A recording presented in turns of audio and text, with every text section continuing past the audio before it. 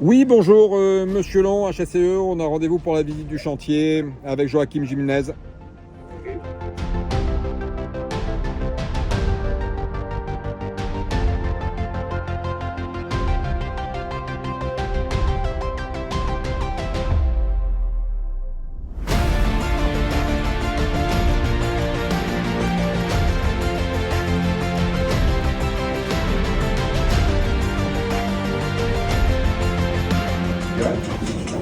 On a un groupe à peu près de 1000 et quelques collaborateurs et à peu près 300-350 personnes sur le site de Flanel.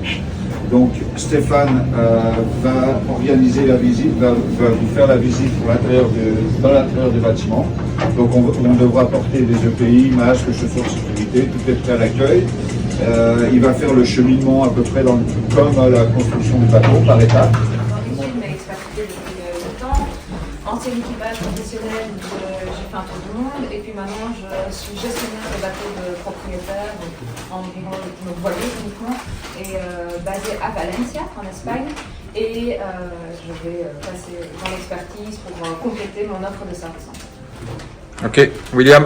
William Pico, expert en automobile de Martinique. Donc le but de la formation est notamment de m'ajouter une corde à mon arc, mon activité d'expertise automobile. Bruno Léger, expert maritime à Toulon, donc issu de la formation HSE 2017. Donc là, je suis venu visiter quelque chose que je n'ai pas eu l'occasion de visiter en 2017, malheureusement. Donc je voulais en profiter. Et dans mon travail, effectivement, j'ai eu l'occasion de monter à bord de magnifique catamaran. Ludivine. Alors, Ludivine Hervé, j'ai dit sur Antibes et j'ai une entreprise de conciergerie maritime sur le port. Et là, je voudrais, avec cette formation d'expertise, pouvoir développer un service dédié. Ok, Nicolas. Nicolas Benzel, technicien motoriste depuis 30 ans. J'ai une société dans le golfe de Saint-Tropez de maintenance et mécanique navale depuis 12 ans. Je vais évoluer sur l'expertise maritime motoriste. Christophe. Ouais, donc moi, artisan en réparation navale à Brest depuis 20 ans, sur mon compte. Pendant ça, je suis issu de la course au large principalement et j'ai fait du skippage pendant 10 ans. Donc monocoque et multicoque. Et voilà, et maintenant, dans le cadre de mon activité d'entreprise, j'aimerais aussi étendre mon activité à l'expertise navale. Plutôt voilier. Guillaume. Guillaume Bouvard, je suis originaire du Québec. J'ai un petit cabinet d'expertise en ingénierie, en génie civil et en bâtiment. Et là, je viens chercher mon expertise maritime pour évoluer dans un domaine. Ok, José. José Arnaud, je suis de Toulon, originaire du Nord-Pas-de-Calais à l'origine, ancien militaire dans la Marine nationale, et là mon projet de reconversion c'est faire dans l'expertise maritime sur des voiliers, monocoques, multicoques et différents diagnostics qui s'y rattachent. Ok, Jean-Gilbert. Oui, je m'appelle Jean-Gilbert Camerounais, je suis expert maritime au Cameroun. Je suis venu pour essayer d'obtenir ma certification européenne pour upgrader. Ok, Jean. Je suis l'étudiant de la société camerounaise. Je suis de formation ingénieur électrique dans l'électricité et l'administration. Actuellement, je suis responsable des affaires maritimes au ministère des Transports. Je voulais réglementer le domaine de l'expertise maritime. Voilà, ils sont à vous.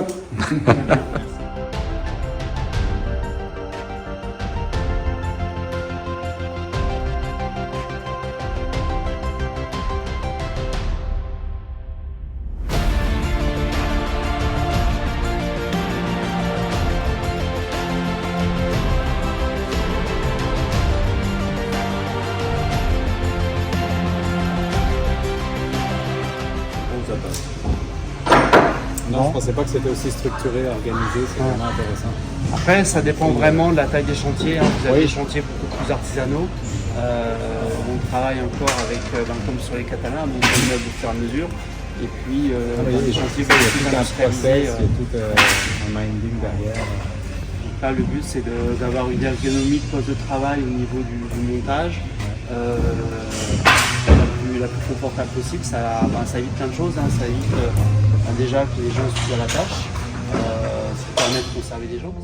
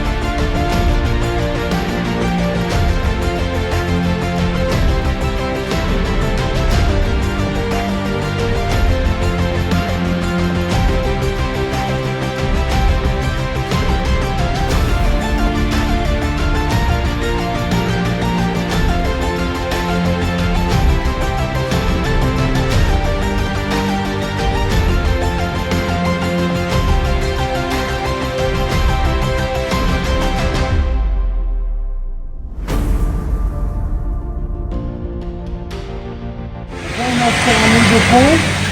On a déjà fait plein de rapages. On a fait un premier décolletage du pont. On a mis le premier mat au contact. Et là ensuite les opérateurs mettent tous les tissus, le premier parement, donc qui sera contre le vertoc. On met les mousses, tous les tissus et on remet ensuite le deuxième point de rappage, où on a la résine. Si vous regardez, la résine au fur et à mesure va migrer en fait sur tout au long de la pièce. Et donc on contrôle en fait la diffusion de la résine par le nombre de dents.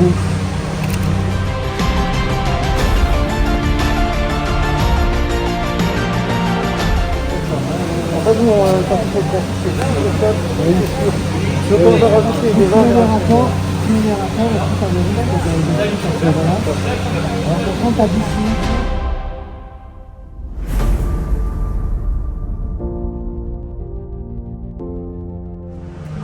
Ensuite en mer, les mises en service des systèmes pour avoir le mieux. Voilà. Du coup, quand tu dis la première...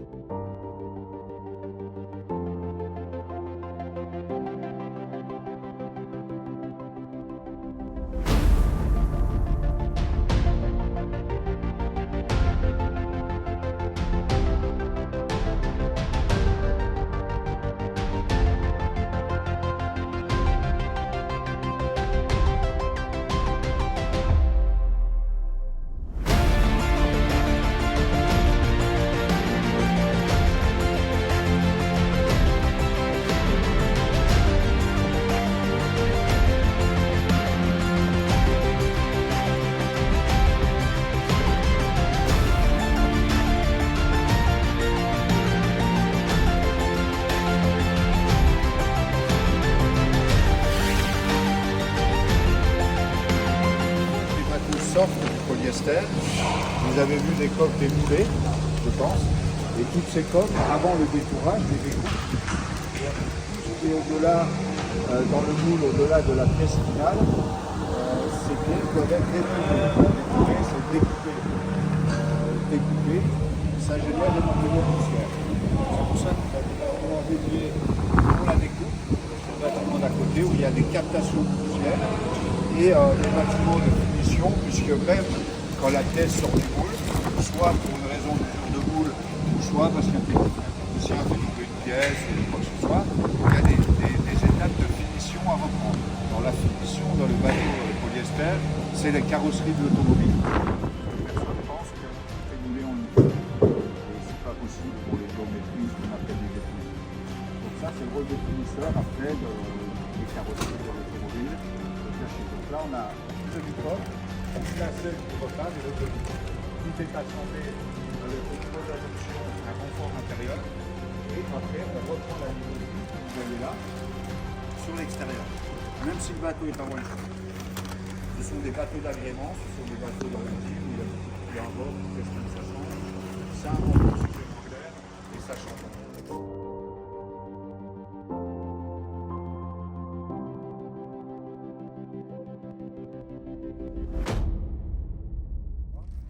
Qui sont en préparation à la livraison. Vous avez un Katana 53, il y a les Katana 50 qui est là-bas, et vous avez le Bali 5.8 qui est là-bas. Donc on va avancer sur ce long sac.